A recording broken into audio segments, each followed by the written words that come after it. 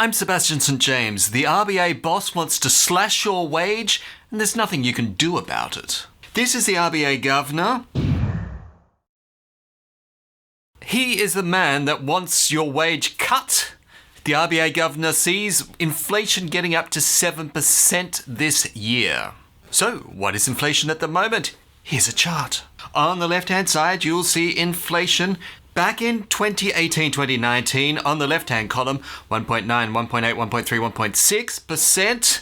Very nice. And then jump down to this year, you will see 3%, 3.5%, and in the March quarter, 5.1% annualized. Okay, so that's not 5.1% in the March quarter, but annualized 5.1%. That is what inflation is at the moment, 5.1. The Reserve Bank boss sees inflation going up to 7. So it's only going to get worse. So why is the Reserve Bank of Australia so focused on inflation? The reason is because of a traumatic experience in the past. No, it was not in childhood, it was back in the 70s. Here's a graph. As you can see, back in the 1970s and 80s, inflation was incredibly high, up to around about 17% there. Wow! And then the RBA was tasked with keeping inflation in check, and that is when the target was introduced in the 1990s. And you can see they've done a fairly good job up until recently. Exactly what should inflation be? What is this magical target that the RBA is hell-bent on achieving? The Governor and the Treasurer have agreed that the appropriate target for monetary policy in Australia is to achieve an inflation rate of 2 to 3% on average over time. That's it, 2 to 3%. Now it's up to 5 and it's going up to 7. So the RBA boss needs to put the brakes on and put them on now. There are just two ways of controlling inflation. What are they? They are monetary policy and fiscal policy. Which is which? Monetary policy is the reserve of the Reserve Bank. I know, it's amazing. And that is basically controlling interest rates. That's the one big lever that the RBA has to pull. Fiscal policy is done by the government, and that is about restraining spending. Lowe has publicly outlined this preferred path scenario twice in 2 weeks. He's keen to get the message out. So this is going on right now. This is current news. We're talking about what the RBA is trying to do right now. He wants everybody to know about the planned path. What planned path? He's showing the way, and he's warning of the dangers involved if we veer off course and end up somewhere else entirely. Where could we end up? In Never Never Land? Well, we're going to end up somewhere worse. So far, so good. The RBA is talking about controlling inflation. It's certainly got out of hand. We can all agree with that. Every time you go to buy groceries, suddenly it's costing you more on a week-by-week basis. Have you tried to buy lettuce recently? So I understand why the RBA needs to act earnest. Right on board with you up till now. But what he says from here on in changes things up for you personally. To stay on path, Lowe wants everybody to do their bit. This includes workers who might have hoped for some real wage growth. So if you expected that your wage actually goes up to meet inflation, I'm sorry, that's not in the Reserve Bank Governor's plan. Minimum wage earners will see an increase of 5.2% after a decision by the independent umpire last week, something the newly elected government was quick to welcome. So 5.2, that's a very good start, but the RBA has predicted that inflation will go up to 7.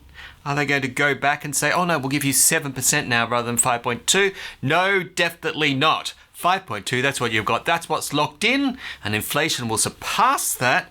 So I'm sorry, you're going to end up earning less at the end of the day.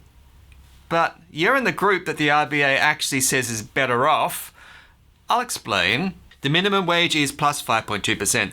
The RBA boss, however, does not want that repeated across the workforce. Inflation might be headed to 7%, but Lowe is advocating a wage rise of half that amount of 3.5%. And this is true. This is exactly what he's saying right now. Let's summarize that. Inflation 7%, this is what he's expecting. Minimum wage is 5.2%. Everyone else gets 3.5%.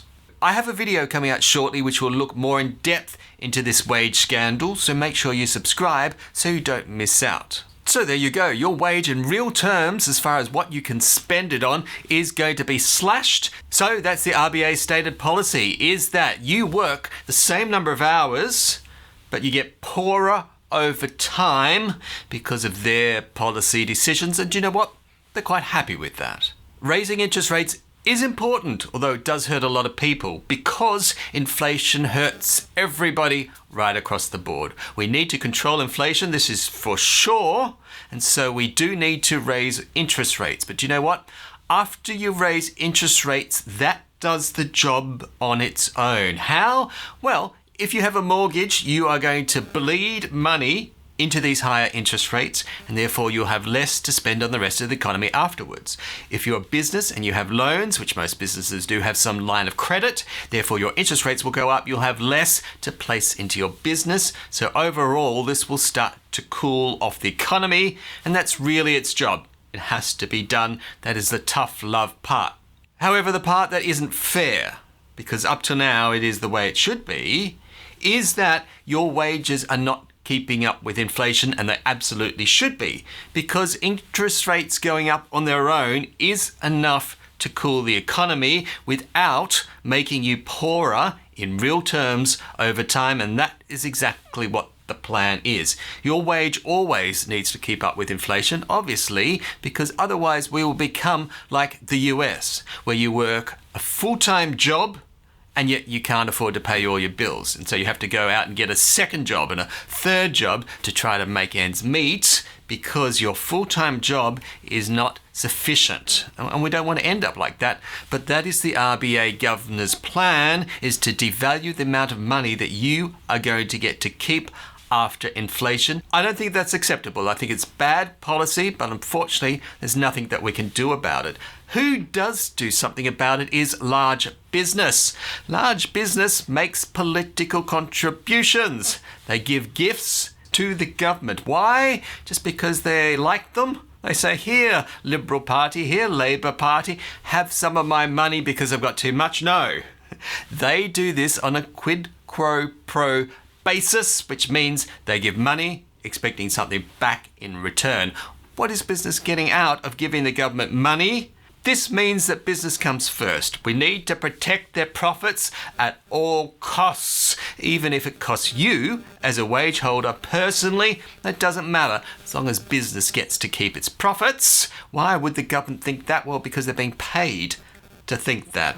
So you as the average worker are not giving money to the government to control their policy decisions. Big business is. Do you know that big business has dozens of full-time lobbyists who are there solely to try to convince the government to do what business wants? You as an average worker do not have lobbyists in Canberra trying to make sure that your terms and conditions as a worker are supported and kept up with inflation. It's just not happening. So there is a big disconnect, a power imbalance going on at the moment, and you as a worker are being shafted, and that's basically the way it is. So, is the plan of the RBA going to work? Well, yes.